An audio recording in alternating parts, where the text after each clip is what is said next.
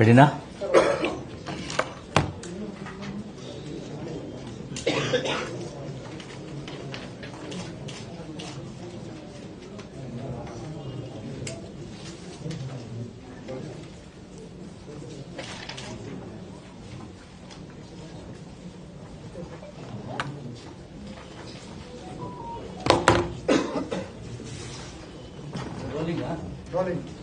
ರೆಡಿನಾ?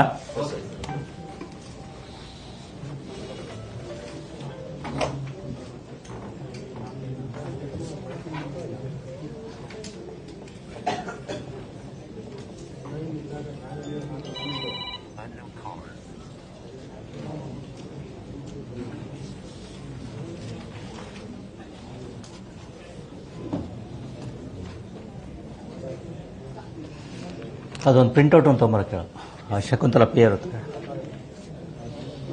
ಪ್ರಮುಖವಾಗಿ ಕೆಲವೊಂದು ಬೆಂಗಳೂರು ನಗರ ಪೊಲೀಸರು ನಡೆಸಿರ್ತಕ್ಕಂತಹ ವಿಶೇಷ ಕಾರ್ಯಾಚರಣೆಗಳ ಬಗ್ಗೆ, ಜೊತೆಗೆ ಕೆಲವೊಂದು ಉತ್ತಮ ಪತ್ತೆ ಕಾರ್ಯಗಳ ಬಗ್ಗೆ ತಮ್ಮ ಮಾಹಿತಿಯನ್ನು ಸೆಳೆಯಲಿದ್ದೇವೆ, ತಮ್ಮ ಗಮನವನ್ನು ಸೆಳೆಯಲಿದ್ದೇವೆ. ಮೊದಲನೇದಾಗಿ ತಮಗೆಲ್ಲ ಗೊತ್ತಿರೋ ಹಾಗೆ ಈಗಾಗಲೇ ನಾವು ವರ್ಷದ ಕೊನೆಯ ತಿಂಗಳಿನಲ್ಲಿದ್ದೇವೆ. ಇನ್ನು ಕೆಲವೇ ದಿವಸಗಳಲ್ಲಿ 2023ಕ್ಕೆ ವಿದಾಯವನ್ನು 2024ಕ್ಕೆ ವಿದಾಯವನ್ನು ಹೇಳಿ 2025ರ ಒಂದು ಸ್ವಾಗತವನ್ನು ಬೆಂಗಳೂರು ನಗರ ಮಾಡಲಿದೆ. ಅದಕ್ಕೆ ಅನುಗುಣವಾಗಿಯೇ ನಗರದಲ್ಲಿ ಹೊಸ ವರ್ಷಾಚರಣೆಯ ಸಂಬಂಧ ನಗರದ ಬೇರೆ ಬೇರೆ ಭಾಗಗಳಲ್ಲಿ ಸಡಗರ ಸಂಭ್ರಮದಿಂದ ಹೊಸ ವರ್ಷಾಚರಣೆಯನ್ನು ಕೂಡ ಮಾಡಲಾಗ್ತದೆ.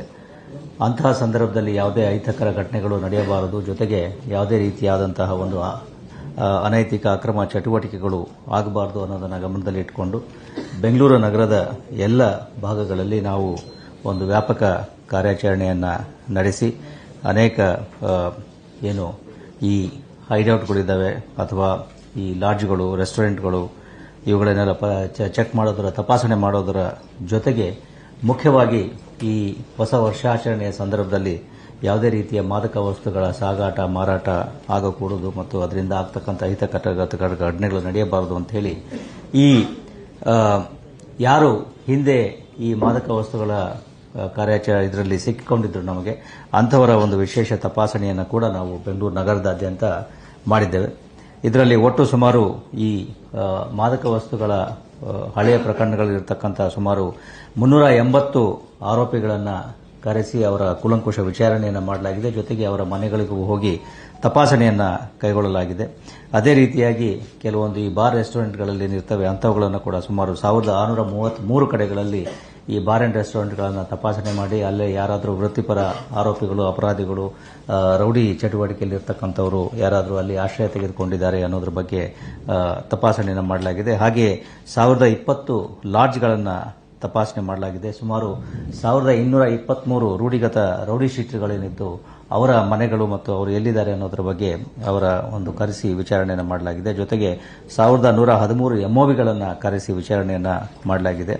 ಹಾಗೆ ಕೆಲವೊಂದು ಈ ವಿಚಾರಣೆಯ ಸಂಬಂಧದಲ್ಲಿ ಕಂಡುಬಂದಂತಹ ಅಂಶಗಳ ಆಧಾರದ ಮೇಲೆ NDPS ಆಕ್ಟ್ ಅಡಿಯಲ್ಲಿ ಒಂದು ಪ್ರಕರಣ, ಜೊತೆಗೆ ಇತರ ವಿಶೇಷ ಕಾಯ್ದೆಗಳ ಅಡಿಯಲ್ಲಿ ಒಂದು ಪ್ರಕರಣ, ಕೋಟ್ಪಾ ಕಾಯ್ದೆ ಅಡಿಯಲ್ಲಿ 29 ಪ್ರಕರಣಗಳು, ವಿದೇಶಿಯರ ಕಾಯ್ದೆ ಮತ್ತು ITP ಕಾಯ್ದೆ ಅದರಲ್ಲಿ 3 ಪ್ರಕರಣಗಳು, ಹೀಗೆ ಅನೇಕ ಕಾರ್ಯಾಚರಣೆಗಳನ್ನು ಬೆಂಗಳೂರು ನಗರ ಪೊಲೀಸರು ಎಲ್ಲ ಕಡೆಗಳಲ್ಲೂ ಮಾಡಿದ್ದಾರೆ. ಜೊತೆಗೆ ಇದೇ ಸಂದರ್ಭದಲ್ಲಿ ಕೆಲವೊಂದು ವಿದೇಶಿಯರು ಅನಧಿಕೃತವಾಗಿ ಅಂದರೆ ಅವರ ವೀಸಾ ಅವಧಿ ಮುಗಿದ್ರೂ ಕೂಡ ಇಲ್ಲೇ ಇರತಕ್ಕಂಥದ್ದು ಕೂಡ ಕಂಡುಬಂದಿದ್ದು, ಅಂಥವರ ಮೇಲೆಯೂ ಕೂಡ ಈ ರೀತಿ ಓವರ್ ಸ್ಟೇಯಿಂಗ್ ಫಾರಿನರ್ಸ್ ಏನಿದ್ದಾರೆ ಅವರುಗಳ ಮೇಲೆಯೂ ಕೂಡ ಕ್ರಮಗಳನ್ನು ಕೈಗೊಳ್ಳಲಾಗಿದೆ. ಈ ವಿದೇಶಿಯರ ವಿರುದ್ಧ ನಡೆಸಿರ್ತಕ್ಕಂಥ ಕಾರ್ಯಾಚರಣೆ ಸುಮಾರು 411 ವಿದೇಶಿ ವ್ಯಕ್ತಿಗಳ ಒಂದು ತಪಾಸಣೆ ಮಾಡಲಾಗಿದ್ದು, ಅವರ ವಾಸಸ್ಥಳಗಳನ್ನು ಪರಿಶೀಲನೆ ಮಾಡಲಾಗಿದ್ದು, ವೀಸಾ ಅವಧಿ ಮೀರಿ ನಗರದಲ್ಲಿ ವಾಸ ಇರತಕ್ಕಂಥ ಸುಮಾರು 29 ಜನ ವಿದೇಶಿಯರು ಕಂಡುಬಂದಿದ್ದು, ಅವರುಗಳನ್ನು ನಾವು FRRO ಮುಂದೆ ಅವರನ್ನು ನಾವು ಪ್ರೊಡ್ಯೂಸ್ ಮಾಡಿದೆ ಮತ್ತು ಅವರ ಡಿಪೋರ್ಟೇಷನ್ ಪ್ರಕ್ರಿಯೆ ಏನಿದೆ ಅದು ಜಾರಿಯಲ್ಲಿದೆ. ಹಾಗೆ ಇನ್ನೊಂದು ಮುಖ್ಯವಾಗಿ ಕೈಗೊಂಡಿರ್ತಕ್ಕಂಥ ಕಾರ್ಯಾಚರಣೆ ಬೆಂಗಳೂರು ನಗರದಲ್ಲಿ ಅನೇಕ ಕಡೆಗಳಲ್ಲಿ ಈ ಭಿಕ್ಷಾಟನೆ ನಡೀತಾ ಇರತಕ್ಕಂಥದ್ದು ಮತ್ತು ಅದರಲ್ಲಿ ಈ ಸಣ್ಣ ಮಕ್ಕಳನ್ನು ಅಂದರೆ ಈ ಬಿಲೋ 18 ಇಯರ್ಸ್ ಮಕ್ಕಳೇನಿರ್ತಾರೆ ಜುವೆನೈಲ್ಗಳು ಅವರುಗಳನ್ನು ಉಪಯೋಗ ಮಾಡಿಕೊಳ್ತಕ್ಕಂಥದ್ದು ಕೂಡ ಕಂಡುಬಂದಿದ್ದು, ಅಂತಹ ಭಿಕ್ಷಾಟನೆಯಲ್ಲಿ ತೊಡಗಿಸಿಕೊಂಡಿರ್ತಕ್ಕಂಥ 12 ಜನ ಮಹಿಳೆಯರನ್ನು ವಶಕ್ಕೆ ಪಡೆದುಕೊಳ್ಳಲಾಗಿದೆ. ಜೊತೆಗೆ ಬೇರೆ ಬೇರೆ ವಯೋಮಾನದ ಸುಮಾರು 16 ಜನ ಮಕ್ಕಳನ್ನು ಇದರಲ್ಲಿ ನಾವು ಸಂರಕ್ಷಣೆಯನ್ನು ಕೂಡ ಮಾಡಿದ್ದೇವೆ. ಹಾಗೆ ಪ್ರತಿ ತಿಂಗಳು ಕೊನೆಯ ಅಫಿಷಿಯಲ್ ವರ್ಕಿಂಗ್ ಡೇ ದಿವಸ ನಾವು ಬೆಂಗಳೂರು ನಗರದ ಬೇರೆ ಬೇರೆ ಕಡೆಗಳಲ್ಲಿ ಈ ಮಾದಕ ವಸ್ತುಗಳ ಸೇವನೆಯ ಬಗ್ಗೆ ಈ ಪ್ರಮುಖವಾಗಿ ಯುವ ಜನಾಂಗದಲ್ಲಿ ಅವೇರ್ನೆಸ್ ಕಾರ್ಯಕ್ರಮಗಳನ್ನು ಕೈಗೊಳ್ಳುತ್ತೇವೆ. ಅದೇ ರೀತಿ ಈ ಸಲವೂ ಕೂಡ 30ನೇ ತಾರೀಕು ಶನಿವಾರದಂದು ನವೆಂಬರ್ 30ನೇ ತಾರೀಕು ಶನಿವಾರದಂದು ಈ ವಿಶೇಷವಾಗಿ ನಾವು ಈ ಅವೇರ್ನೆಸ್ ಕಾರ್ಯಕ್ರಮವನ್ನು ಕೈಗೊಂಡಿದ್ದು, ಇದರಲ್ಲಿ ಪ್ರಮುಖವಾಗಿ ವಿಶೇಷ ಅಂತ ಹೇಳಿದರೆ ಈ ಸಲ ನಾವು ಈ ಹಾಸ್ಟೆಲ್ಗಳಿಗೆ ಕೂಡ ಭೇಟಿ ಮಾಡಿ ಅಲ್ಲಿ ವಿದ್ಯಾರ್ಥಿನಿಯರ ಹಾಸ್ಟೆಲ್ನಲ್ಲಿ ಭೇಟಿ ಮಾಡಿ ಅಲ್ಲಿ ಅವರಿಗೆ ಜೊತೆಗಳಲ್ಲಿ ಅನೌಪಚಾರಿಕವಾಗಿ ಕಾಲೇಜುಗಳಲ್ಲಿ ಒಂದು ರೀತಿಯ ಔಪಚಾರಿಕ ವಾತಾವರಣ ಇರ್ತದೆ, ಹಾಸ್ಟೆಲ್ಗಳಿಗೆ ಭೇಟಿ ಮಾಡಿದ್ರೆ ಒಳ್ಳೆಯದು ಅಂತಕ್ಕಂಥ ಒಂದು ಅಭಿಪ್ರಾಯ ನಮ್ಮ ಮಾಸಿಕ ಜನಸಂಪರ್ಕ ಸಭೆಯಲ್ಲಿ ಬಂದಿದ್ದು, ಅದರಂತೆ ಸುಮಾರು 302 ಹಾಸ್ಟೆಲ್ಗಳಿಗೆ ನಮ್ಮ ಅಧಿಕಾರಿ ಮತ್ತು ಸಿಬ್ಬಂದಿಗಳು ಭೇಟಿ ನೀಡಿ ಅಲ್ಲಿ ಇರ್ತಕ್ಕಂಥ ಯಾರು ವಿದ್ಯಾರ್ಥಿನಿಯರಿದ್ದಾರೆ ಅವರುಗಳ ಜೊತೆಯಲ್ಲಿ ಕೂಡ ಸಂವಾದನ ಮಾಡಿ ಈ ಮಾದಕ ವಸ್ತುಗಳ ಸೇವನೆಯಿಂದ ಆಗ್ತಕ್ಕಂಥ ಹಾನಿಕಾರಕ ವಿಷಯಗಳ ಬಗ್ಗೆ ಮತ್ತು ಅದರ ಕಾನೂನಾತ್ಮಕ ವಿಷಯಗಳ ಬಗ್ಗೆ ಅವರ ಗಮನವನ್ನು ಸೆಳೆದು ತಾವು ಮುಂದಿನ ದಿವಸಗಳಲ್ಲಿ ಈ ರೀತಿಯ ಒಂದು ಇದರಲ್ಲಿ ಕಂಡು ಬಂದಾಗ ಪೊಲೀಸರೊಂದಿಗೆ ಸಹಕರಿಸಬೇಕು ಅಂತ ಹೇಳಿ ಅವರ ಸಹಕಾರವನ್ನು ಕೂಡ ನಾವು ಕೇಳಿಕೊಂಡಿದ್ದೇವೆ. ಈ ರೀತಿಯಾಗಿ ಸುಮಾರು ಒಟ್ಟು 61,000 ವಿದ್ಯಾರ್ಥಿನಿಯರಿಗೆ ನಾವು ಈ ಅವೇರ್ನೆಸ್ ಪ್ರೋಗ್ರಾಮ್ ಅನ್ನು ಕಳೆದ ತಿಂಗಳು ನಾವು ಮಾಡಿದ್ದೇವೆ. ಇದು ನಿರಂತರವಾಗಿ ಪ್ರತಿ ತಿಂಗಳು ನಾವು ಮಾಡಿಕೊಂಡು ಬಂದಿರತಕ್ಕಂತಹ ಒಂದು ಕೆಲಸ. ಸುಮಾರು 874 ಪೊಲೀಸ್ ಅಧಿಕಾರಿಗಳು ಇದರಲ್ಲಿ ಭಾಗವಹಿಸಿದ್ರು. ಸುಮಾರು 460 ಶಾಲೆ ಕಾಲೇಜುಗಳಿಗೆ ಭೇಟಿ ನೀಡಿದ್ರು. ಜೊತೆಗೆ 302 ಹಾಸ್ಟೆಲ್ಗಳಿಗೆ ಭೇಟಿ ನೀಡಿದ್ರು. ಈ ಹಾಸ್ಟೆಲ್ಗಳು ಸರ್ಕಾರಿ ಹಾಸ್ಟೆಲ್ಗಳು ಇದ್ದಾವೆ, ಪ್ರೈವೇಟ್ ಹಾಸ್ಟೆಲ್ಗಳು ಇದ್ದಾವೆ, ವೃತ್ತಿಪರ ಕೋರ್ಸ್ಗಳಲ್ಲಿ ಇರತಕ್ಕಂಥ ಹಾಸ್ಟೆಲ್ಗಳು ಇದ್ದಾವೆ, SC ST ಹಾಸ್ಟೆಲ್ಗಳು, OBC ಹಾಸ್ಟೆಲ್ಗಳು, ಎಲ್ಲ ರೀತಿಯ ಹಾಸ್ಟೆಲ್ಗಳಿಗೆ ಭೇಟಿ ನೀಡಿ ಒಟ್ಟು ಸುಮಾರು 61,398 ವಿದ್ಯಾರ್ಥಿನಿಯರಿಗೆ ನಾವು ಈ ಒಂದು ಅವೇರ್ನೆಸ್ ಕಾರ್ಯಕ್ರಮವನ್ನು ನಾವು ಅಳವಡಿಸಿಕೊಂಡಿದ್ದೇವೆ. ಅದು ವಿವರಗಳನ್ನು ನಾವು ನಿಮಗೆ ಕೊಟ್ಟಿರ್ತಕ್ಕಂತಹ ಬುಕ್ಲೆಟ್ನಲ್ಲಿ ಕೊಡಲಾಗಿದೆ. ಎರಡನೇದಾಗಿ ಮನೆ ಕಳ್ಳತನ ಮಾಡ್ತಾ ಇರ್ತಕ್ಕಂಥ ಒಬ್ಬ ಕುಖ್ಯಾತ ಅಂತಾರಾಜ್ಯ ಕಳ್ಳನನ್ನು ಬಂಧಿಸುವಲ್ಲಿ ಅನ್ನಪೂರ್ಣೇಶ್ವರಿ ನಗರ ಪೊಲೀಸರು ಯಶಸ್ವಿಯಾಗಿದ್ದಾರೆ. ಇದು ಪ್ರಮುಖವಾಗಿ ಆಗಿರ್ತಕ್ಕಂಥದ್ದು ಕಳೆದ ವರ್ಷ ಆಗಸ್ಟ್ ತಿಂಗಳಲ್ಲಿ 23ರ ಆಗಸ್ಟ್ ತಿಂಗಳಲ್ಲಿ ಆಗಿರ್ತಕ್ಕಂಥ ಒಂದು ಹಗಲು ಮನೆ ಕಳ್ಳತನದ ಪ್ರಕರಣದ ತನಿಖೆಯನ್ನು ಕೈಗೊಂಡಿರ್ತಕ್ಕಂತಹ ಅನ್ನಪೂರ್ಣೇಶ್ವರಿ ನಗರ ಪೊಲೀಸರು ಈ ಒಂದು ಕಾರ್ಯಾಚರಣೆ ನಡೆಸಿ ಈ ಕುಖ್ಯಾತ ಮನೆಗಳ್ಳತನ ಮಾಡ್ತಾ ಇರ್ತಕ್ಕಂತಹ ಆರೋಪಿಯನ್ನು, ಅದರಲ್ಲಿ ಮುಖ್ಯವಾಗಿ ಅಂತಾರಾಜ್ಯ ಆರೋಪಿಯನ್ನು ಬಂಧಿಸುವಲ್ಲಿ ಯಶಸ್ವಿಯಾಗಿದ್ದಾರೆ. ಆತನಿಂದ 1 ಕೆಜಿ 700 ಗ್ರಾಂನಷ್ಟು ಚಿನ್ನಾಭರಣ ವಶಪಡಿಸಿಕೊಳ್ಳಲಾಗಿದೆ. ಇದರ ಮೌಲ್ಯ ಸುಮಾರು 1,36,00,000 ಆಗಬಹುದೆಂದು ಅಂದಾಜಿಸಲಾಗಿದೆ. ಜೊತೆಗೆ ಈತನಿಂದ ಈ ಕಾರ್ಯಾಚರಣೆಯಲ್ಲಿ ಸುಮಾರು 11 ಪ್ರಕರಣಗಳು ಬೆಳಕಿಗೆ ಬಂದಿರತಕ್ಕಂಥದ್ದು ಕಂಡು ಬಂದಿದೆ. ಆರೋಪಿ ಈಗಾಗಲೇ ಹೇಳಿದಾಗೆ ಅತ್ಯಂತ ಕುಖ್ಯಾತ ಆರೋಪಿಯಾಗಿದ್ದಾನೆ. ಇದು ಘಟನೆ ಆಗಿರ್ತಕ್ಕಂಥದ್ದು ಕಳೆದ ಆಗಸ್ಟ್ನಲ್ಲಿ ಅನ್ನಪೂರ್ಣೇಶ್ವರಿ ನಗರ ಪೊಲೀಸ್ ಠಾಣೆಯಲ್ಲಿ ಮಧ್ಯಾಹ್ನ ಅವರು ಮನೆಗೆ ಬೀಗ ಹಾಕಿಕೊಂಡು ಹೊರಗಡೆ ಹೋದಾಗ ಸಂಜೆ ವಾಪಸ್ ಬಂದು ನೋಡಿದಾಗ ಡೋರ್ ಲಾಕ್ ಮುರಿದು ಯಾರೋ ಆರೋಪಿಗಳು ಮನೆಯಲ್ಲಿ ಈ ಚಿನ್ನಾಭರಣಗಳನ್ನು ತೆಗೆದುಕೊಂಡು ಹೋಗಿರ್ತಕ್ಕಂಥದ್ದು ಕಂಡು ಬಂದಿದೆ. ಅದರ ತನಿಖೆಯ ಜಾಡನ್ನು ಹಿಡಿದ ಪೊಲೀಸರು ಅಲ್ಲಿ ಸಿಕ್ಕಂತಹ ಒಂದು ಚಾನ್ಸ್ ಫಿಂಗರ್ ಪ್ರಿಂಟ್ನ ಆಧಾರದ ಮೇಲೆ ಈ ತನಿಖೆಯನ್ನು ಮುಂದುವರಿಸಿ ಆತ ಯಾರು ಆರೋಪಿ ಇದ್ದಾನೆ ಆತನನ್ನು ಬೇರೆ ಬೇರೆ ರಾಜ್ಯಗಳಲ್ಲಿ ಹೋಗಿ ಆತನ ಬಗ್ಗೆ ಮಾಹಿತಿಯನ್ನು ಸಂಗ್ರಹಿಸಿ ಕೊನೆಗೆ ಆತ ಈ ಮುರಾದಾಬಾದ್ ಜಿಲ್ಲಾ ಕಾರ್ಯಾಗಾರದಲ್ಲಿ ಬೇರೊಂದು ಪ್ರಕರಣದಲ್ಲಿ ದಸ್ತಗಿರಿಯಾಗಿ ಅಲ್ಲಿರ್ತಕ್ಕಂಥದ್ದು ಕಂಡುಬಂದು ಆತನ ಬಾಡಿ ವಾರಂಟನ್ನು ತೆಗೆದುಕೊಂಡು ಬಂದು ಇಲ್ಲಿ ಆತನನ್ನು ತಂದು ಕೂಲಂಕುಷವಾಗಿ ವಿಚಾರಣೆ ಮಾಡಿದ ಮೇರೆಗೆ ಆತ ಈ 11 ಪ್ರಕರಣಗಳಲ್ಲಿ ಭಾಗಿಯಾಗಿರ್ತಕ್ಕಂಥದ್ದನ್ನು ಒಪ್ಪಿಕೊಂಡಿದ್ದು, ನಂತರದಲ್ಲಿ ಮುಂಬೈ, ಗುಡ್ಗಾಂವ್ ಮತ್ತು ಉತ್ತರ ಪ್ರದೇಶದ ಬೇರೆ ಬೇರೆ ಭಾಗಗಳಿಗೆ ಹೋಗಿ ಅಲ್ಲಿ ಈ ಸುಮಾರು 1 ಕೆಜಿ 700 ಗ್ರಾಂನಷ್ಟು ಚಿನ್ನಾಭರಣಗಳನ್ನು ಆತನಿಂದ ವಶಪಡಿಸಿಕೊಂಡಿದ್ದಾರೆ. ಇದರಿಂದಾಗಿ ಬೆಂಗಳೂರು ನಗರದ ಈಗಾಗಲೇ ಹೇಳಿದಾಗೆ ಸುಮಾರು 11 ಪ್ರಕರಣಗಳು ಈಗ ಬೆಳಕಿಗೆ ಬಂದಿರ್ತವೆ. ಅನ್ನಪೂರ್ಣೇಶ್ವರ ನಗರ ಪೊಲೀಸ್ ಠಾಣೆಯದ್ದೇ 6 ಕನ್ನಕಳು ಪ್ರಕರಣಗಳು, ಕೆಂಗೇರಿ ಪೊಲೀಸ್ ಠಾಣೆಯದ್ದು 1, ಜ್ಞಾನಭಾರಿ ಪೊಲೀಸ್ ಠಾಣೆಯದ್ದು 1, ಆರ್ಎಂಸಿ ಯಾರ್ಡ್ ಪೊಲೀಸ್ ಠಾಣೆಯ 1 ಪ್ರಕರಣ, ಪೀಣ್ಯ 1 ಪ್ರಕರಣ, ಬಾಣಸ್ವಾಡಿ 1 ಪ್ರಕರಣ, ಹೀಗೆ ಅನೇಕ ಪ್ರಕರಣಗಳು ಈಗ ನಮಗೆ ಬೆಳಕಿಗೆ ಬಂದಿದ್ದಾವೆ. ಆರೋಪಿ ಈಗಾಗಲೇ ಹೇಳಿದಾಗೆ ಉತ್ತರ ಪ್ರದೇಶದ ವ್ಯಕ್ತಿಯಾಗಿದ್ದು, ಮುರಾದಾಬಾದ್ ಜಿಲ್ಲೆಯವನಾಗಿದ್ದು, ಅಲ್ಲಿ ಈತನ ಮೇಲೆ ಈಗಾಗಲೇ ಸುಮಾರು 65 ಪ್ರಕರಣಗಳು ಈತನ ಮೇಲೆ ದಾಖಲಾಗಿದ್ದಾವೆ. ಸುಮಾರು 3 ಕೊಲೆ ಪ್ರಕರಣಗಳು, ಅದರಲ್ಲಿಯೂ ಸುಪಾರಿ ಕೊಲೆ ಪ್ರಕರಣಗಳು, ಹೈಯರ್ ಕಿಲ್ಲಿಂಗ್ ಅಂತ ನಾವೇನು ಹೇಳ್ತೇವೆ, ಆ ರೀತಿಯ 3 ಪ್ರಕರಣಗಳು. ನಂತರ ಕೊಲೆಗೆ ಪ್ರಯತ್ನ, ಹಾಗೆ ಈತ ಆರ್ಮ್ಸ್ ಆಕ್ಟ್ ನಲ್ಲಿಯೂ ಕೂಡ ಬಂಧಿತನಾಗಿದ್ದಾನೆ. ಜೊತೆಗೆ ಈ ಗ್ಯಾಂಗ್ಸ್ಟರ್ ಆಕ್ಟ್, ಗುಂಡಾ ಆಕ್ಟ್ ನಲ್ಲಿಯೂ ಕೂಡ ಈತನನ್ನು ಅನೇಕ ಸಂದರ್ಭಗಳಲ್ಲಿ ಬಂಧಿಸಲಾಗಿದೆ. ಅತ್ಯಂತ ಕುಖ್ಯಾತ ಆರೋಪಿಯಾಗಿದ್ದು, ಬೆಂಗಳೂರು ನಗರ ಪೊಲೀಸರು ಈತನನ್ನು ಬಂಧಿಸುವಲ್ಲಿ ಮತ್ತು ಆತನಿಂದ ಇಷ್ಟು ಪ್ರಮಾಣದ ಚಿನ್ನಾಭರಣಗಳನ್ನು ವಶಪಡಿಸಿಕೊಳ್ಳುವಲ್ಲಿ ಯಶಸ್ವಿಯಾಗಿದ್ದಾರೆ. ಇದೇ ಪ್ರಕರಣಗಳಲ್ಲಿ ಇನ್ನೂ 2 ಆರೋಪಿಗಳ ಬಗ್ಗೆ ಸುಳಿವು ಸಿಕ್ಕಿದ್ದು, ಅವರುಗಳ ಬಂಧನದ ಬಗ್ಗೆಯೂ ಕೂಡ ಪೊಲೀಸರು ಈಗ ಕ್ರಮ ವಹಿಸ್ತಾ ಇದ್ದಾರೆ. ಇದೊಂದು ಅತ್ಯಂತ ಉತ್ತಮವಾದಂತಹ ಕಾರ್ಯಾಚರಣೆ. ಇದಕ್ಕಾಗಿ ನಮ್ಮ ಅನ್ನಪೂರ್ಣೇಶ್ವರಿ ನಗರ ಪೊಲೀಸರಿಗೆ 10,000 ರೂಪಾಯಿಗಳ ಬಹುಮಾನವನ್ನು ಘೋಷಿಸ್ತಾ ಇದ್ದೇನೆ. ಜೊತೆಗೆ ಈ ಫಿಂಗರ್ ಪ್ರಿಂಟ್ ಇದನ್ನು ಮಾಡಿರ್ತಕ್ಕಂತಹ ನಮ್ಮ ಫಿಂಗರ್ ಪ್ರಿಂಟ್ ಬ್ಯೂರೋದವರಿಗೆ ಇನ್ನೂ 10,000 ರೂಪಾಯಿಗಳ ಬಹುಮಾನವನ್ನು ನಾನು ಘೋಷಿಸ್ತಾ ಇದ್ದೇನೆ.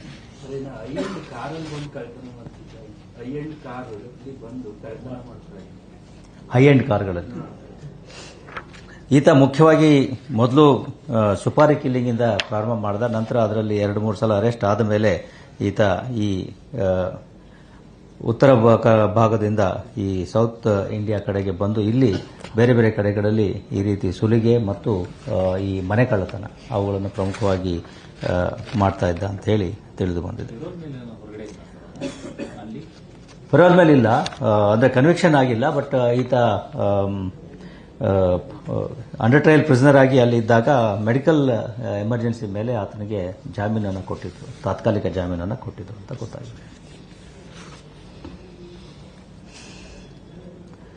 ಇನ್ನೊಂದು ಉತ್ತಮವಾದಂತಹ ಒಂದು ತನಿಖೆಯನ್ನು ನಮ್ಮ ಉತ್ತರ ವಿಭಾಗದ ಮಲ್ಲೇಶ್ವರಂ ಪೊಲೀಸ್ ಠಾಣೆಯವರು ಕೈಗೊಂಡಿದ್ದಾರೆ. ಜೊತೆಗೆ ಇದರಲ್ಲಿ ಉತ್ತರ ವಿಭಾಗದ ಸೆನ್ ಪೊಲೀಸ್ ಠಾಣೆಯ ಎಸಿಪಿಯವರು ಕೂಡ ಇದರ ತನಿಖೆಯ ನೇತೃತ್ವವನ್ನು ವಹಿಸಿಕೊಂಡಿದ್ದಾರೆ. ಉತ್ತರ ವಿಭಾಗದ ಡಿಸಿಪಿಯವರು ಕೂಡ ಇದರಲ್ಲಿ ತಮ್ಮನ್ನು ತಾವು ತೊಡಗಿಸಿಕೊಂಡು ಒಂದು ಉತ್ತಮ ಕಾರ್ಯಾಚರಣೆಯನ್ನು ನಡೆಸಿ ಈ ಸರ್ಕಾರಿ ಕೋಟಾದಡಿ ಬರತಕ್ಕಂಥ ಇಂಜಿನಿಯರಿಂಗ್ ಸೀಟ್ಗಳನ್ನು ಅನಧಿಕೃತವಾಗಿ ಬ್ಲಾಕ್ ಮಾಡಿ ಖಾಸಗಿ ಕಾಲೇಜುಗಳಿಗೆ ಮತ್ತು ಕೆಲವು ಅನಧಿಕೃತ ವ್ಯಕ್ತಿಗಳಿಗೆ ಲಾಭ ಮಾಡಿಕೊಡ್ತಕ್ಕಂತಹ ಒಂದು ಜಾಲ ಏನಿತ್ತು ಅದನ್ನು ಭೇದಿಸುವಲ್ಲಿ ಮತ್ತು ಅವರನ್ನು ಬಂಧಿಸುವಲ್ಲಿ ನಮ್ಮ ಮಲ್ಲೇಶ್ವರಂ ಪೊಲೀಸ್ ಠಾಣೆಯವರು ಯಶಸ್ವಿಯಾಗಿದ್ದಾರೆ. ಇದು ಆಗಿರ್ತಕ್ಕಂಥದ್ದು ಮಲ್ಲೇಶ್ವರಂ ಪೊಲೀಸ್ ಠಾಣೆಯಲ್ಲಿ ದಾಖಲಾಗಿರ್ತಕ್ಕಂಥ ಒಂದು ಪ್ರಕರಣದ ಆಧಾರದ ಮೇಲೆ ಕೈಗೊಂಡ ತನಿಖೆಯಲ್ಲಿ. ಇದು ಕರ್ನಾಟಕ ಎಕ್ಸಾಮಿನೇಷನ್ ಅಥಾರಿಟಿ, ಕರ್ನಾಟಕ ಪರೀಕ್ಷಾ ಪ್ರಾಧಿಕಾರ ಅಂತ ನಾವೇನು ಹೇಳ್ತೀವಿ, ಅದರ ಆಡಳಿತಾಧಿಕಾರಿಯವರು ಈ ನವೆಂಬರ್ ತಿಂಗಳ 13ನೇ ತಾರೀಕು ಮಲ್ಲೇಶ್ವರಂ ಪೊಲೀಸ್ ಠಾಣೆಯಲ್ಲಿ ಒಂದು ದೂರನ್ನು ಕೊಟ್ಟಿದ್ದರು. ಅದರಲ್ಲಿ ಸುಮಾರು 52 ಎಂಜಿನಿಯರಿಂಗ್ ವಿದ್ಯಾರ್ಥಿಗಳ ಲಾಗಿನ್, ಪಾಸ್ವರ್ಡ್ ಮತ್ತು ಸೀಕ್ರೆಟ್ ಕೀಯನ್ನು ಯಾರೋ ಅಪರಿಚಿತರು ಅನಧಿಕೃತವಾಗಿ ಪಡೆದುಕೊಂಡು ಈ ರೀತಿಯಾಗಿ ಸೀಟ್ಗಳನ್ನು ಬ್ಲಾಕ್ ಮಾಡ್ತಕ್ಕಂಥ ಒಂದು ಪ್ರವೃತ್ತಿಯನ್ನು ಮಾಡಿ ಅದರಿಂದ ಒಂದು ರೀತಿಯಲ್ಲಿ ಈ ಅರ್ಹ ಅಭ್ಯರ್ಥಿಗಳಿಗೆ ವಂಚನೆ ಮಾಡಿದ್ದಾರೆ ಅಂತಕ್ಕಂಥ ಒಂದು ಪ್ರಕರಣವನ್ನು ನೀಡಿದ್ದು, ಅದರ ಮೇಲೆ ಮಲ್ಲೇಶ್ವರಂ ಪೊಲೀಸ್ ಠಾಣೆಯಲ್ಲಿ ವಂಚನೆಯ ಪ್ರಕರಣ ದಾಖಲಾಗಿತ್ತು. ಇದರ ತನಿಖೆಯನ್ನು ಮಲ್ಲೇಶ್ವರಂ ಪೊಲೀಸ್ ಠಾಣೆಯವರು ಜೊತೆಗೆ ನಮ್ಮ ಸೆನ್ ಪೊಲೀಸ್ ಠಾಣೆಯ ಎಸಿಪಿ ಅವರಾದ ಪವನ್ ರವರು ಇದನ್ನು ನಡೆಸಿದ್ರು. ಇದರಲ್ಲಿ ಕೂಲಂಕಷವಾಗಿ ತನಿಖೆಯನ್ನು ಕೈಗೊಂಡಾಗ ಸಾಕಷ್ಟು ತಾಂತ್ರಿಕ ತನಿಖೆಯನ್ನು ಇದರಲ್ಲಿ ಕೈಗೊಳ್ಳಲಾಗಿದೆ. ಏಕೆಂದರೆ ಯಾವ ರೀತಿ ಆಯಿತು, ಏನಾಗಿದೆ ಅನ್ನೋದನ್ನು ತಿಳಿದುಕೊಳ್ಳಲಿಕ್ಕೆ ಬಹಳ ಕ್ಲಿಷ್ಟಕರವಾಗಿತ್ತು, ಜಟಿಲವಾಗಿತ್ತು. ಆ ಒಂದು ತನಿಖೆಯನ್ನು ಕೈಗೊಂಡು ಈ ರೀತಿ ಈ ಅನಧಿಕೃತವಾಗಿ ಪಡೆದಿರತಕ್ಕಂಥ ಲಾಗಿನ್ ಮತ್ತು ಪಾಸ್ವರ್ಡ್ಗಳನ್ನು ಉಪಯೋಗಿಸಿ ಕೆಲವೊಂದು ಬೇರೆ ಬೇರೆ ಕಡೆಗಳಿಂದ ಈ ವ್ಯಕ್ತಿಗಳು ಲಾಗಿನ್ ಮಾಡಿರ್ತಕ್ಕಂಥದ್ದು ಕಂಡುಬಂದು ಅದರ ಆಧಾರದ ಮೇಲೆ ಸುಮಾರು ಇದುವರೆಗೆ ಒಟ್ಟು 10 ಆರೋಪಿಗಳನ್ನು ಬಂಧಿಸಲಾಗಿದೆ. ಮೊದಲು 28ನೇ ತಾರೀಕು ಕೆಲವು ಆರೋಪಿಗಳನ್ನು ಬೆಂಗಳೂರು ಮೆಜೆಸ್ಟಿಕ್ ಬಸ್ ನಿಲ್ದಾಣದ ಬಳಿ 4 ಆರೋಪಿಗಳನ್ನು ಬಂಧಿಸಲಾಗಿತ್ತು. ಅದಾದ ನಂತರದಲ್ಲಿ ಮಾರನೇ ದಿವಸ ಈ ಪ್ರಕರಣದ ಪ್ರಮುಖ ವ್ಯಕ್ತಿಯನ್ನ ಬೆಂಗಳೂರಿನ ದೇವನಹಳ್ಳಿಯಲ್ಲಿ ವಶಪಡಿಸಿಕೊಳ್ಳಲಾಗಿತ್ತು. ಜೊತೆಗೆ ಅವರುಗಳ ಕೂಲಂಕುಷ ವಿಚಾರಣೆಯಿಂದ ಇದರಲ್ಲಿ ಭಾಗಿಯಾಗಿರ್ತಕ್ಕಂಥ ಇತರ ವ್ಯಕ್ತಿಗಳ ಬಗ್ಗೆಯೂ ಮಾಹಿತಿಯನ್ನ ಸಂಗ್ರಹಿಸಲಾಗಿ ಇದೇ ಒಂದು ಇದರಲ್ಲಿ ಈ ಕರ್ನಾಟಕ ಎಕ್ಸಾಮಿನೇಷನ್ ಅಥಾರಿಟಿ ಏನಿದೆ ಅಲ್ಲಿ ಕೆಲಸ ಮಾಡ್ತಾ ಇರತಕ್ಕಂತಹ ಓರ್ವ ವ್ಯಕ್ತಿಯೂ ಕೂಡ ಇದರಲ್ಲಿ ಶಾಮೀಲಾಗಿರ್ತಕ್ಕಂಥದ್ದು ಕಂಡು ಬಂದು ಆತನನ್ನು ಕೂಡ ಬಂಧಿಸಲಾಯಿತು. ಹೀಗೆ ಒಟ್ಟು ಸುಮಾರು 10 ಜನರನ್ನು ಇದುವರೆಗೆ ಬಂಧಿಸಿ ಅವರುಗಳ ಕೂಲಂಕುಷ ವಿಚಾರಣೆ ಇನ್ನೂ ಕೂಡ ನಡೀತಾ ಇದೆ. ಅವರ ಒಂದು ಪೊಲೀಸ್ ಅಭಿರಕ್ಷೆಯಲ್ಲಿ ಅವರ ಕೂಲಂಕುಷ ವಿಚಾರಣೆ ಈಗಲೂ ಕೂಡ ನಡೀತಾ ಇದೆ. ಇದರಲ್ಲಿ ಇದುವರೆಗೆ ಕಂಡು ಬಂದಿರತಕ್ಕಂಥ ಅಂಶಗಳು ಈ ಎಲ್ಲ ವ್ಯಕ್ತಿಗಳು ಸೇರಿಕೊಂಡು ಪ್ರಮುಖವಾಗಿ ಕೆಲವೊಂದು ಎಂಜಿನಿಯರಿಂಗ್ ಕಾಲೇಜುಗಳೊಂದಿಗೆ ಶಾಮೀಲಾಗಿ ಅವರುಗಳಿಗೆ ಲಾಭವನ್ನು ಒದಗಿಸುವ ದೃಷ್ಟಿಯಿಂದ ಈ ರೀತಿ ಈ ಕೆಇಎ ಕೆಲವು ಅಧಿಕಾರಿಗಳ ಒಂದು ಇದರಲ್ಲಿ ಅವರ ಒಂದು ಸಹಯೋಗದಲ್ಲಿ ಈ ಒಂದು ವಂಚನೆಯನ್ನ ಮಾಡಿರ್ತಕ್ಕಂಥದ್ದು ಇದುವರೆಗಿನ ತನಿಖೆಯಲ್ಲಿ ಗೊತ್ತಾಗಿದೆ. ತನಿಖೆ ಈಗಲೂ ಕೂಡ ಮುಂದುವರಿತಾ ಇದೆ. ಇನ್ನೂ ಕೆಲವೊಂದು ಸೀಟ್ಗಳನ್ನು ಇದೇ ರೀತಿ ಬ್ಲಾಕ್ ಮಾಡಿ ಮೋಸ ಮಾಡಿರ್ತಕ್ಕಂಥದ್ದು, ಜೊತೆಗೆ ಇಂಜಿನಿಯರಿಂಗ್ ಕೋರ್ಸ್ಗಳು ಅಲ್ಲದೇನೆ ಬೇರೆ ಕೋರ್ಸ್ಗಳಲ್ಲಿಯೂ ಕೂಡ ಇದೇ ರೀತಿ ವಂಚನೆಯನ್ನು ಮಾಡಿರ್ತಕ್ಕಂಥದ್ದು ಈ ತನಿಖೆಯಲ್ಲಿ ಗೊತ್ತಾಗ್ತದೆ. ಅದನ್ನು ಮುಂದಿನ ದಿವಸಗಳಲ್ಲಿ ನಾವು ಪತ್ತೆ ಹಚ್ತೇವೆ. ಆರೋಪಿಗಳ ಪೈಕಿ ಪ್ರಮುಖ ಆರೋಪಿ ಏನಿದ್ದಾನೆ, ಈ ಹಿಂದೆಯೂ ಕೂಡ ಆತ ಮೆಡಿಕಲ್ ಸೀಟ್ ವಂಚನೆಯ ಪ್ರಕರಣಗಳಲ್ಲಿ ಭಾಗಿಯಾಗಿದ್ದ. ಅದೇ ರೀತಿ ಉಳಿದವರು ಕೂಡ ಕೆಲವೊಂದು ಇದೇ ರೀತಿಯ ಹಿಂದೆ ಕೂಡ ವಂಚನೆಯ ಪ್ರಕರಣಗಳಲ್ಲಿ ಭಾಗಿಯಾಗಿರ್ತಕ್ಕಂಥದ್ದು ಕಂಡುಬಂದಿದೆ.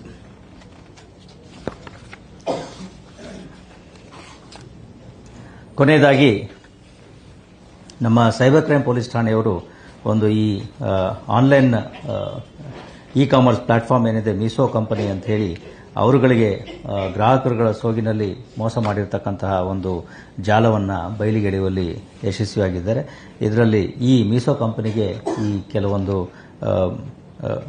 ಪದಾರ್ಥಗಳನ್ನು ಆನ್ಲೈನ್ನಲ್ಲಿ ಬುಕ್ ಮಾಡಿ ನಂತರ ಅದು ಬಂದಿದ್ದನ್ನು ತಿರಸ್ಕರಿಸಿ ನಂತರ ಅದು ವಾಪಸ್ ಹೋದ್ಮೇಲೆ ಅದರ ಒಂದು ಕ್ಲೇಮನ್ನು ಪಡೆದುಕೊಂಡು ಈ ಕಂಪನಿಗೆ ಸುಮಾರು 5,50,00,000 ರೂಪಾಯಿನಷ್ಟು ಮೋಸವನ್ನು ಮಾಡಿರ್ತಕ್ಕಂಥ ಒಂದು ಪ್ರಕರಣ ಇದೇ ವರ್ಷದ ಜುಲೈ ತಿಂಗಳಲ್ಲಿ ನಮ್ಮ ಸೈಬರ್ ಕ್ರೈಮ್ ಪೊಲೀಸ್ ಠಾಣೆಯಲ್ಲಿ ದಾಖಲಾಗಿತ್ತು.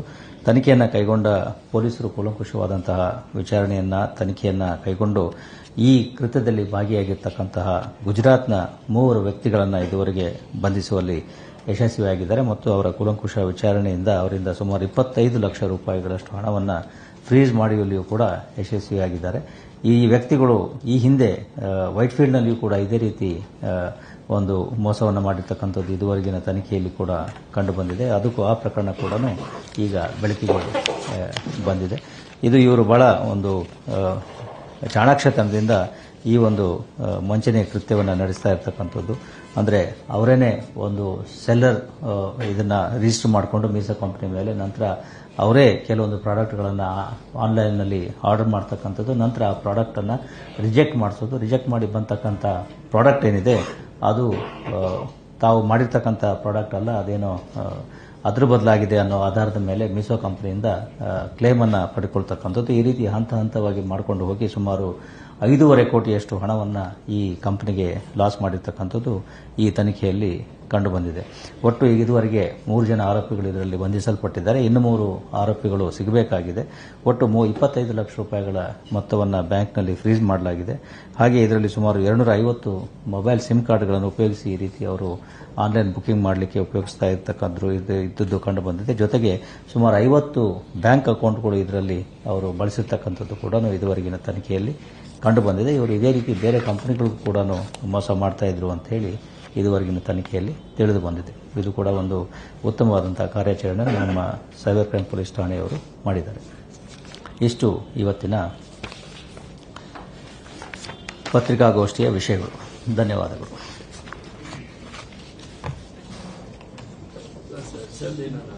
Engineering seat blocking in English, please. Scan. Kumar.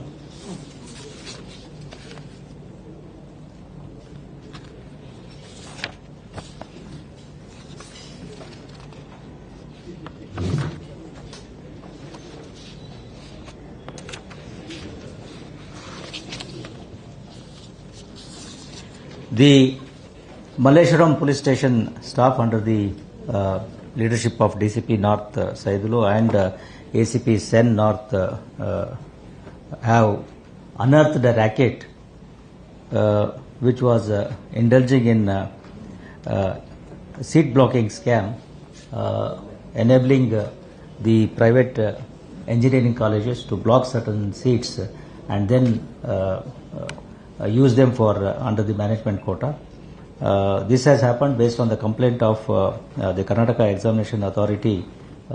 Administrator filed a complaint at Malleshwaram Police Station in the month of November, in which it was indicated that 52 engineering candidates' login credentials, including passwords, secret keys, were illegally accessed by unidentified individuals, and using these credentials, these people made unauthorized entries on behalf of the candidates and blocked government quota seats in colleges, in professional engineering colleges, causing loss to the students as well as to the government. The Malleshwaram police took up the investigation, and based on the IP credentials, they suspected and identified the persons who were involved in this scam, and so far they have arrested about 10 persons who are connected to this scam. One of the persons is an employee of outsourced employee of the Karnataka Examination Authority, plus there are other accused whose job itself is to cheat people in the guise of getting admission to various professional colleges, including medical and engineering. So far we have come to know that 52 such seats have been blocked by these persons using various modus operandi, and it is also suspected that besides engineering they are involved in blocking seats for other professional courses also. The investigation in this regard is still ongoing. All the 10 accused who have been arrested are being interrogated under police custody. Sir, any action against any college, medical or engineering college? Because finally they are going to be benefited. We have to see that during the course of investigation, we have to see that one. The investigation, as I said, is still going on. We have identified the main persons who are involved in this racket, and how they are doing it, what they are doing, who all are involved, it will come out during the course of investigation. Because without colleges' involvement, they cannot get benefited. True. ಯಾವ ರೀತಿ block ಮಾಡ್ತಾ ಇದ್ರು ಅಂತ ಹೇಳಿದ್ರೆ 52 seats ನ ಯಾವ ರೀತಿ block ಮಾಡಿದ್ರು 52 ಸೀಟ್ಗಳನ್ನು ಇವರು ಬ್ಲಾಕ್ ಮಾಡಿರ್ತಕ್ಕಂಥದ್ದು ಅಂತ ಹೇಳಿದ್ರೆ, ಈ ಯಾರು ವಿದ್ಯಾರ್ಥಿಗಳಿದ್ದಾರೆ ಅವರುಗಳು ಕೆಲವೊಬ್ರು ಈ ಮೆರಿಟ್ ಓರಿಯೆಂಟೆಡ್ ಸ್ಟೂಡೆಂಟ್ಸ್ ಏನಿರ್ತಾರೆ ಅವ್ರ ಎಕ್ಸಾಮಿನೇಷನ್ ಅನ್ನು ಬರೆದಿರ್ತಾರೆ. ಅದಾದ ನಂತರ ಅವರಿಗೆ ಕೆಇಟಿಯಲ್ಲಿ ಎಕ್ಸಾಮ್ ಬರೆದ ಮೇಲೆ ಬೇರೆ ಎಕ್ಸಾಮ್ಗಳ ವೃತ್ತಿಪರ ಎಕ್ಸಾಮ್ಗಳನ್ನು ಕೂಡ ಅವರು ಬರೆದಿರ್ತಾರೆ, IIT ಅಥವಾ NITK ಈ ರೀತಿ. ಅಲ್ಲಿ ಅವ್ರಿಗೆ ಅಡ್ಮಿಷನ್ ಸಿಕ್ತು ಅಂದ್ರೆ ಅವರು ಈ ಒಂದು ಕೋರ್ಸ್ಗಳಿಗೆ, ಅಂದ್ರೆ ಈ ಕೆಇಟಿಯಲ್ಲಿ ಅವ್ರಿಗೇನು ರ್ಯಾಂಕ್ ಬಂದಿರುತ್ತೆ, ಒಳ್ಳೆ ರ್ಯಾಂಕು, ಅದಕ್ಕೆ ಆನ್ಲೈನ್ ಕೌನ್ಸಿಲಿಂಗ್ ಅಲ್ಲಿ ಅವರು ಭಾಗವಹಿಸುವುದಿಲ್ಲ. ಅಂಥ ವಿದ್ಯಾರ್ಥಿಗಳನ್ನು ಇವರು ಐಡೆಂಟಿಫೈ ಮಾಡಿ ಅವರ ಯೂಸರ್ ನೇಮ್ ಮತ್ತು ಲಾಗಿನ್ ಕ್ರೆಡೆನ್ಷಿಯಲ್ಗಳನ್ನು ಈಗಾಗಲೇ ಹೇಳಿದ ಹಾಗೆ ಆ ಕೆಇನಲ್ಲಿ ಇದ್ದ ಒಬ್ಬ ಯಾರು ಆರೋಪಿ ಇದ್ದ ಆತನಿಂದ ಅವುಗಳನ್ನು ಪಡೆದುಕೊಂಡು ಇವರೇ ಸಪರೇಟ್ ಆಗಿ ಬೇರೆ ಇಮೇಲ್ ID ಮತ್ತು ಮೊಬೈಲ್ ನಂಬರ್ಗಳನ್ನು ಕೊಟ್ಟು ರಿಜಿಸ್ಟರ್ ಮಾಡಿಸಿ ಆನ್ಲೈನ್ನಲ್ಲಿ ಆ ಒಂದು ಕೌನ್ಸಿಲಿಂಗ್ನಲ್ಲಿ ಆ ಸೀಟನ್ನು ತೆಗೆದುಕೊಂಡಾಗೆ ಮಾಡಿ ಮತ್ತೆ ಅದನ್ನು ಬ್ಲಾಕ್ ಮಾಡಿ ಇಟ್ಕೊಂಡ್ಬಿಟ್ರೆ, ನಂತರ ಅದು ಅಡ್ಮಿಷನ್ ಆಗದೇ ಇದ್ರೆ ಆ ಸೀಟ್ ಏನಿದೆ ಅದು ಮ್ಯಾನೇಜ್ಮೆಂಟ್ ಕೋಟಾಗೆ ಹೋಗ್ತದೆ. ಗವರ್ಮೆಂಟ್ ಸೀಟ್ ಏನಿದೆ ಅದು ಮ್ಯಾನೇಜ್ಮೆಂಟ್ ಕೋಟಾಗೆ ಹೋಗ್ತದೆ. ಅಲ್ಲಿ ಹೋದಾಗ ಅದನ್ನ ಬೇರೆ ಯಾರಾದರೂ ವ್ಯಕ್ತಿಗಳಿಗೆ ದೊಡ್ಡ ಮೊತ್ತಕ್ಕೆ ಅದನ್ನು ಮಾರಾಟ ಮಾಡಿಕೊಂಡು ಅದರ ಅಡ್ಮಿಷನ್ ಅನ್ನು ಮಾಡಿಸ್ತಕ್ಕಂಥದ್ದು ಒಂದು ರೀತಿಯ ಒಂದು ಪ್ರಕ್ರಿಯೆ. ಜೊತೆಗೆ ಕೆಲವು ಈಗಾಗಲೇ ಯಾರು ಈ BSc ಅಥವಾ ಈ MSc ಕೋರ್ಸ್ಗಳನ್ನು ಮಾಡ್ತಾ ಇದ್ದಾರೆ ಅಂಥವರನ್ನು ಇಟ್ಕೊಂಡು ನಿಮಗೆ ಸ್ಕಾಲರ್ಶಿಪ್ ಕೊಡಿಸ್ತೀವಿ ಅಂತೇಳಿ ಅವರನ್ನ ಎಂಜಿನಿಯರಿಂಗ್ ಎಕ್ಸಾಮ್ ಅನ್ನ ಬರೆಸಿ ಆದ ನಂತರದಲ್ಲಿ ಅವರ ಲಾಗಿನ್ ಕ್ರೆಡೆನ್ಷಿಯಲ್ಗಳನ್ನೆಲ್ಲ ತೆಗೆದುಕೊಂಡು ಅವರ ಸೀಟ್ಗಳನ್ನು ಕೂಡ ಬ್ಲಾಕ್ ಮಾಡಿಕೊಂಡು ಮತ್ತೆ ಅದನ್ನ ಅಗೇನ್ ಈ ರೀತಿ ಮಾರಾಟ ಮಾಡಲಿಕ್ಕೆ ಪ್ರಯತ್ನ ಮಾಡ್ತಾ ಇದ್ದೇವೆ ಅಂತ ಹೇಳಿ ಪ್ರಾಥಮಿಕ ತನಿಖೆಯಲ್ಲಿ ಗೊತ್ತಾಗಿದೆ. ಯಾವುದು? ಕೆಲವು ವೃತ್ತಿಪರ ಕಾಲೇಜುಗಳನ್ನು ಅವರೇ KE ಅಥಾರಿಟಿಯವರೇ ಹೆಸರುಗಳನ್ನು ಕೂಡ ಕೊಟ್ಟಿದ್ದಾರೆ. ಅದರ ಜೊತೆಗೆ ಬೇರೆ ಈಗಾಗಲೇ ಏನು ಹೇಳಿದಾಗೆ ಕೆಲವೊಂದು ನರ್ಸಿಂಗ್ ಕೋರ್ಸ್ಗಳು ಮತ್ತು ಬೇರೆ ಕೋರ್ಸ್ಗಳು ಕೂಡ ಇದೇ ರೀತಿಯಲ್ಲಿ ಮಾಡಿರ್ತಕ್ಕಂಥದ್ದು, ಇದೇ ಆರೋಪಿಗಳು ಮಾಡಿರ್ತಕ್ಕಂಥದ್ದು ಅವರ ಒಂದು ವಿಚಾರಣೆಯಲ್ಲಿ ಗೊತ್ತಾಗ್ತದೆ. ಅದರ ಬಗ್ಗೆಯೂ ಕೂಡ ತನಿಖೆಯನ್ನು ಪೊಲೀಸರು ಮಾಡ್ತಾರೆ. Okay, thank you.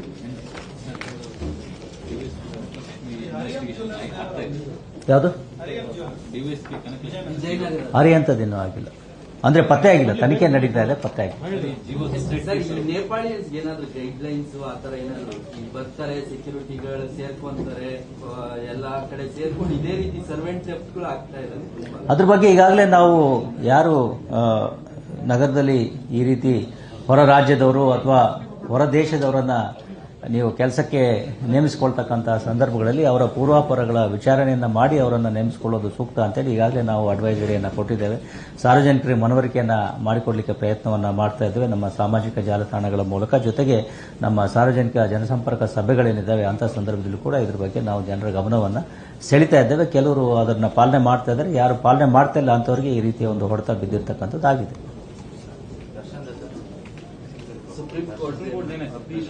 ಪ್ರಕ್ರಿಯೆ ಜಾರಿಯಲ್ಲಿದೆ. ಸರ್ಕಾರ ಈಗಾಗಲೇ ಹೇಳಿದ ಹಾಗೆ ಸರ್ಕಾರದಿಂದ ಮಂಜೂರಾತಿ ದೊರೆತಿದೆ. ಸುಪ್ರೀಂ ಕೋರ್ಟ್ನಲ್ಲಿ ಈ ಕೇಸನ್ನು ದಾಖಲಿಸಲಿಕ್ಕೆ ಆಗಬೇಕಾಗಿರ್ತಕ್ಕಂಥ ಪ್ರಕ್ರಿಯೆಗಳೇನಿದೆಯೋ ಅವುಗಳ ಒಂದು ಇದು ಕೆಲಸ ಜಾರಿಯಲ್ಲಿದೆ. ಅದರಲ್ಲಿ ಡಿಎಸ್ಪಿ ಯಾರು ಆ ಒಂದು ಇದರಲ್ಲಿ ಆತ್ಮಹತ್ಯೆ ಪ್ರಕರಣದಲ್ಲಿ ಹೆಸರನ್ನು ಸೂಚಿಸಲಾಗಿತ್ತು, ಆ ಡಿಎಸ್ಪಿ ಅವರನ್ನು ಕರೆಸಿ ಅವರನ್ನು ನಿನ್ನೆ ಕೂಲಂಕುಷ ವಿಚಾರಣೆಯನ್ನು ಮಾಡಿದ್ದಾರೆ. ಮತ್ತೆ ಬರಲಿಕ್ಕೆ ನೋಟಿಸನ್ನು ಕೊಟ್ಟು ಕಳಿಸಿದ್ದಾರೆ. ಓಕೆ ಸರ್, ಈ ಸೀಟ್ ಏನಾದರೂ SIT ಆ ಥರ ಗೌರ್ಮೆಂಟ್ಗೆ ಏನಾದರೂ ಫರ್ದರ್ ಇನ್ವೆಸ್ಟಿಗೇಷನ್ ಅದು ತನಿಖೆ ಯಾವ ರೀತಿ ಪ್ರಗತಿ ಆಗ್ತಿದೆ ಅನ್ನೋದರ ಆಧಾರದ ಮೇಲೆ ನಾವು ತೀರ್ಮಾನವನ್ನು ಕೈಗೊಳ್ತೇವೆ. ಈಗಾಗಲೇ ನಗರ ಪೊಲೀಸರು ಒಳ್ಳೆ ತನಿಖೆಯನ್ನು ಕೈಗೊಂಡು ಇಷ್ಟು ಜನರನ್ನು ಬಂಧಿಸುವಲ್ಲಿ ಯಶಸ್ವಿಯಾಗಿದ್ದಾರೆ. ಬಟ್ ಅದರ ವ್ಯಾಪಕತೆ ಎಷ್ಟಿದೆ ಅನ್ನೋದರ ಆಧಾರದ ಮೇಲೆ ನಾವು ಮುಂದಿನ ತೀರ್ಮಾನಗಳು ಕೈಗೊಳ್ತೇವೆ.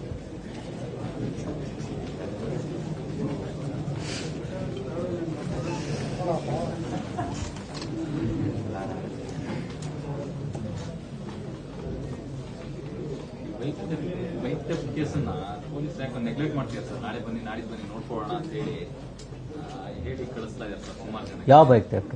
ಈ ಕೆಲವೊಂದು ಬೈಕ್ ಥೆಫ್ಟ್ 3-4 ಜನ ಫೋನ್ ಕೊಡಿ, ಸ್ಪೆಸಿಫಿಕ್ ಕೇಸ್ ಕೊಟ್ಟರೆ we can verify it. General ಆಗಿ ನಾವು ಆನ್ಸರ್ ಮಾಡಬೇಕಾಗುತ್ತೆ.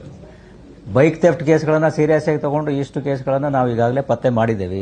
ಇನ್ನೂ ಕೂಡ ಯಾವುದು ಇದಾಗಿದೆ ಅವನು ಕೂಡ ಪತ್ತೆ ಮಾಡಲಿಕ್ಕೆ ಎಲ್ಲ ಕ್ರಮಗಳನ್ನು ಎಲ್ಲ ಪ್ರಯತ್ನಗಳನ್ನು ಮಾಡಲಾಗ್ತದೆ. ಇಲ್ಲಿ ಯಾವುದೇ ರೀತಿಯಾದಂಥ ನಿರ್ಲಕ್ಷ್ಯತನ, ನೆಗ್ಲೆಕ್ಟು, ಅಸಡ್ಡೆ ಯಾವುದೂ ಇರಲಿಕ್ಕೆ ಸಾಧ್ಯತೆ ಇಲ್ಲ. Thank you.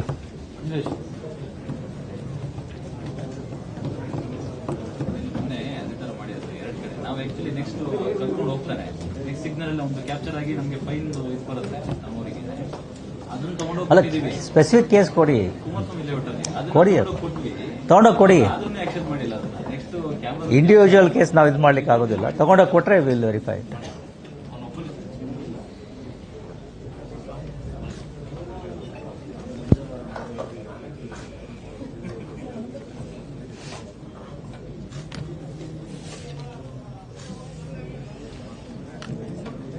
Okay. Thank you.